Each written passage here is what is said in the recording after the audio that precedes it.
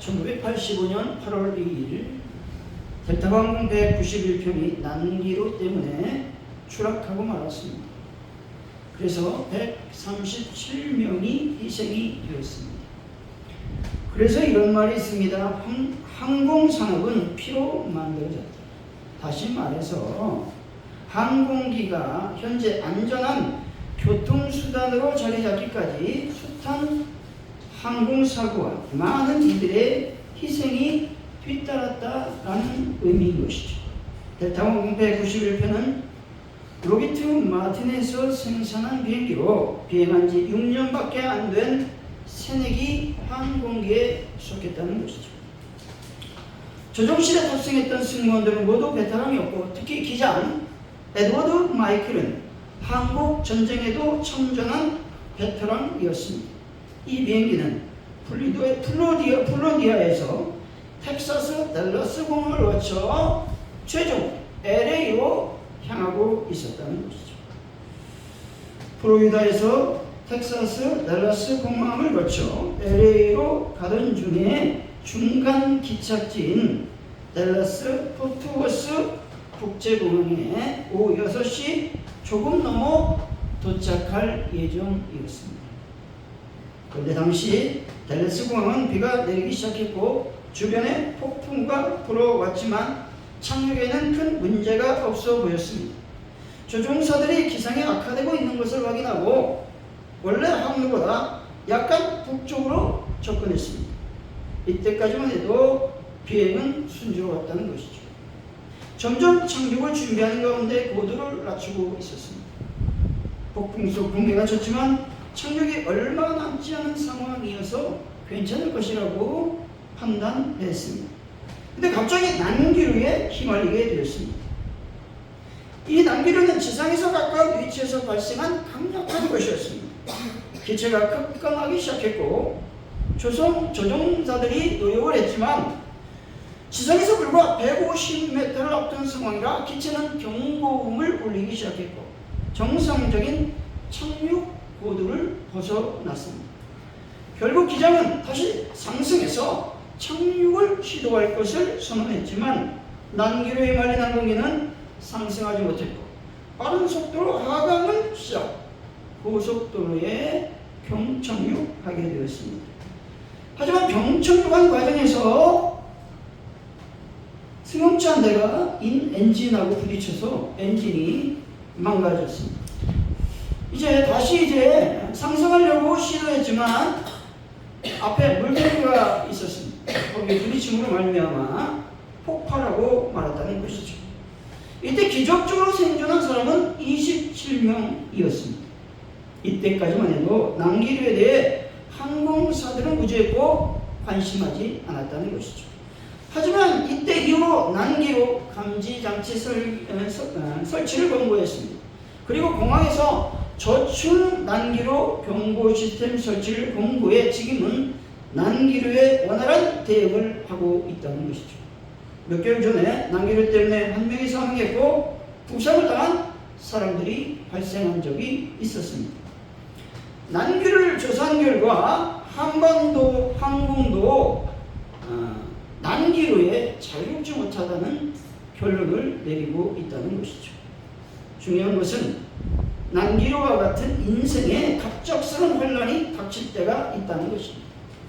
어떤 이들은 실직으로, 어떤 이들은 사업의 실패로, 어떤 이들은 질병으로, 어떤 이들은 가정의 문제로, 또 어떤 이들은 신앙의 갈등으로 혼란을 당할 때가 있다는 것이죠. 그러나 성경은 세상에서 혼란을 당하나 담대하라고 말씀하고 있습니다. 요한복음 16장 33절이죠. 이것을 너에게 이루는 것은 너희가 내 안에 평안을 누리게 하려 함이라. 세상에서는 너희가 혼란을 당하나 담대하라. 내가 세상을 이기었노라 말씀하십니다. 예수님께서 십자가에 죽으시고 3일 만에 부활하심으로 세상을 이기셨음을 믿으시기 바랍니다. 아멘. 또한 사망 권세를 이기셨음을 믿으시기 바랍니다. 아멘. 예수님께서 세상을 이기셨기 때문에 예수를 믿는 이들은 혼란을 당할 때 평안을 누릴 수 있게 되는 것입니다. 사랑하는 성도 여러분, 환난을 당할 때 평안을 누릴 수 있는 것은 예수께서 승리하셨기 때문에 그렇다는 것이죠. 모든 환난을 만날지라도 여러분들이 승리하는 분들이 다 되시기를 예수 이름으로 간절히 축원드립니다. 오늘 본문은 오병이어의 기적과 관련하여 떡을 구하며 추종하는 자들 향하여 주신 주님의 영생의 양식과 참된 만나의 과정을 말씀하고 있다는 것입니다. 전날 오병이어의 이적을 체험하고 주님을 붙잡아 억지로 왕으로 삼고자 했다가 주님께서 피하심으로 실패하고 말았다는 것입니다. 우리들이 벳사다에서 다시금 주님을 찾았으나 찾지 못하자 가버나움으로 가서 결국 그곳에서 주님을 만나게 되었습니다. 주님을 찾는 이들에게 주님은 너희들이 나를 찾는 것은 표적의 본줄 믿고 깨달아서가 아니라 단지 당장의 육신적 욕구를 채우기 위함이라고 지적하고 있는 것입니다. 이제는 썩을 양식이 아니라 영생하도록 있는 양식을 위해 일할 것을 촉구하고 있는 것입니다. 그리고 그런 영생한 양식을 위한 일은 하나님이 보내신 인자곧 예수님을 믿는 것이라고 말씀하고 있는 겁니다. 오늘 본문을 통해서 인생의 난기류라고 하는 제목으로 난기류와 같은 혼탁하고 혼란스러운 이 시대를 살아가면서 오병이어의 기적을 체험하면서 살아가려면 어떤 삶을 살아가야만 되겠습니까? 첫째로 영생하도록 있는 양식을 위해서 일해야 된다 말씀합니다. 26절이죠. 한번 읽어봅니다. 26절 시작. 예수께서 대답하여 이르시되 내가 진실로 진실로 너희에게 이르노니 너희가 나를 찾는 것은 표적을 본 까닭이 아니라 떡을 먹고 배부른 까닭이로다. 아멘. 예수님께서 오병이어의 기적을 베푸실 때에 이 무리들을 긍휼히 여기는 마음이 있었습니다. 근데 지금은 아주 냉엄하고 엄중한 책망을 하고 계시다는 겁니다. 예수님께서 책망한 이유는 무엇입니까?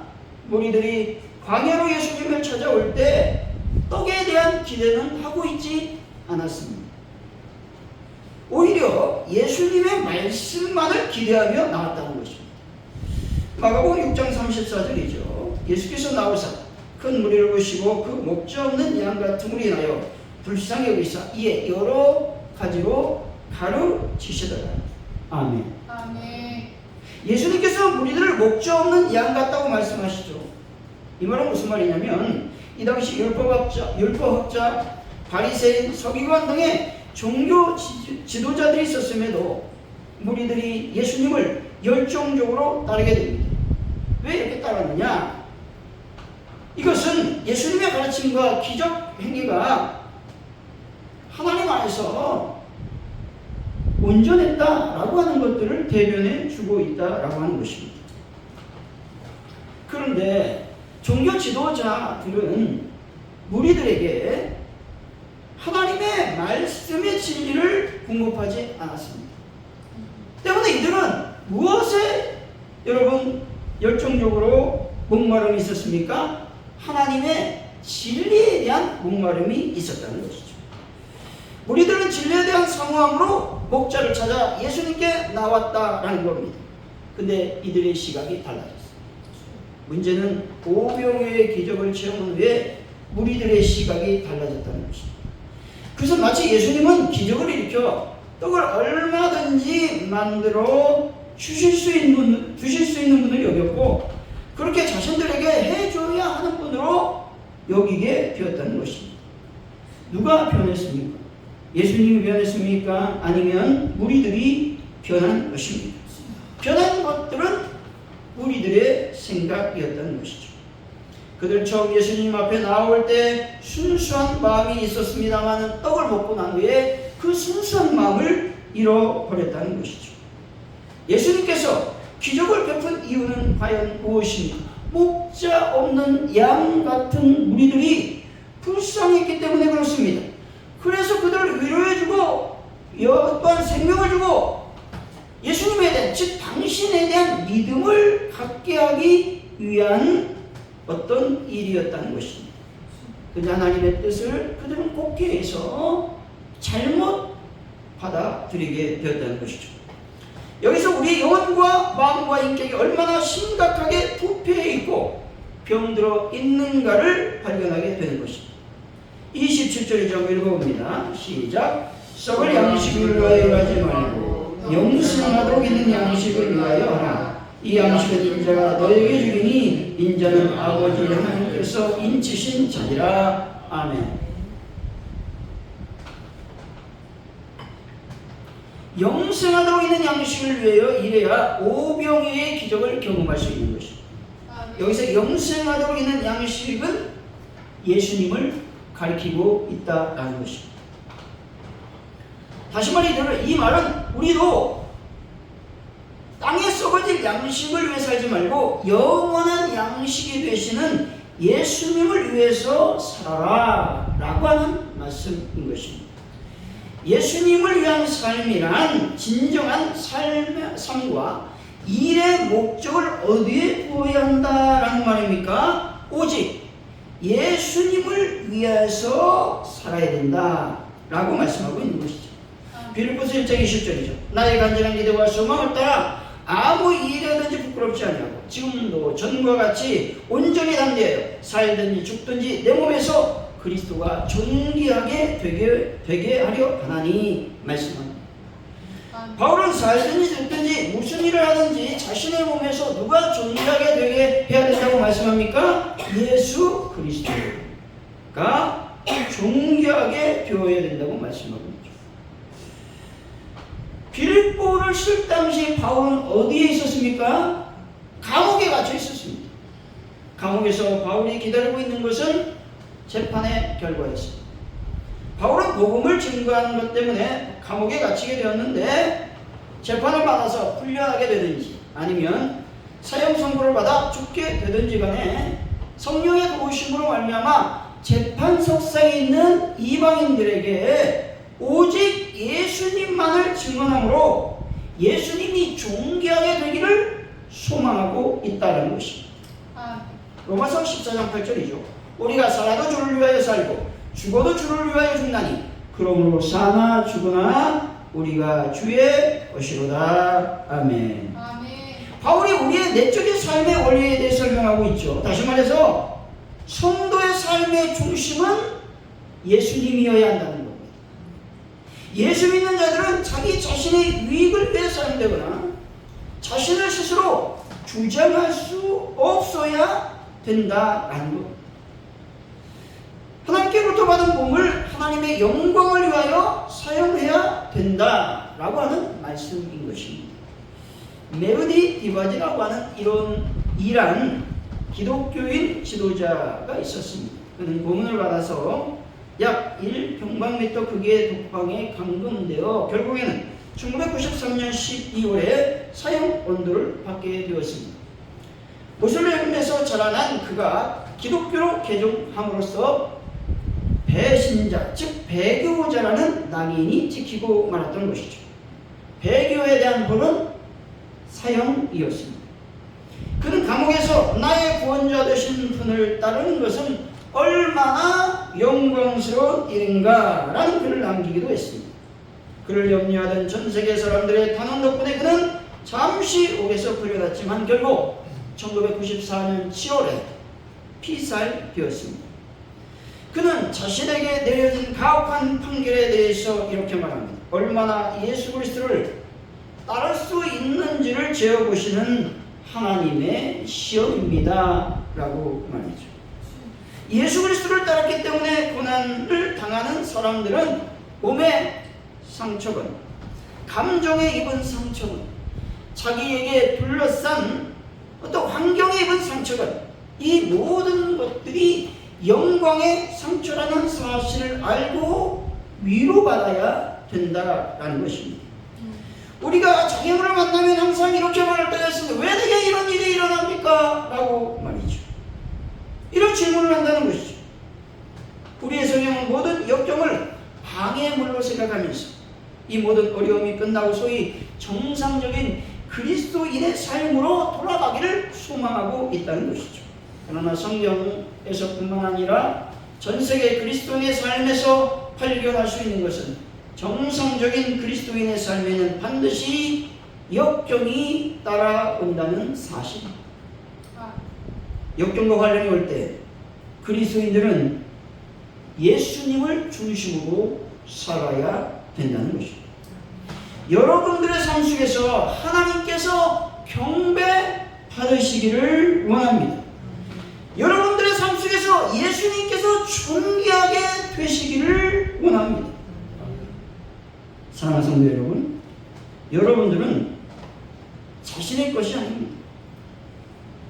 여러분들은 하나님의 것임을 믿고 살아야 되는 겁니다. 그래서 삶 속에서 오병의 기적을 경험하는 분들이 다 되시기를 예수님을 간절히 축원드립니다. 오병의 기적을 경험하려면 둘째, 믿음으로 하나님의 일을 해야만 된다는 것이죠.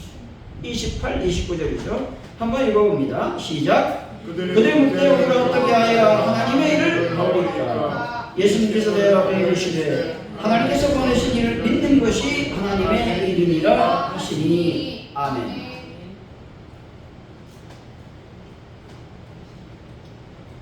우리들이 하나님의 일을 어떻게 할 수 있습니까? 라는 질문에 예수님이 이렇게 대답하죠. 하나님의 보내신 자를 믿는 것이 하나님의 일이다 라고 말씀합니다. 그 질문에 답이 맞습니까? 달라. 그 질문의 답은 아니라는 거죠. 질문자의 의도가 뭐냐면 우리가 열심히 하나님의 일을 하고 있습니다. 그런데 하나님의 일을 어떻게 해야 됩니까? 이 말은 무슨 말입니까? 우리가 하나님의 일이 어떤 건지도 알고 열심히 하고 있습니다. 우리를 칭찬해 주시면 안 되겠습니까? 이런 의도가 담겨있는 질문이라고 하는 것입니다. 근데 예수님은 뭐라고 얘기하시냐면 하나님의 일은 이것이다.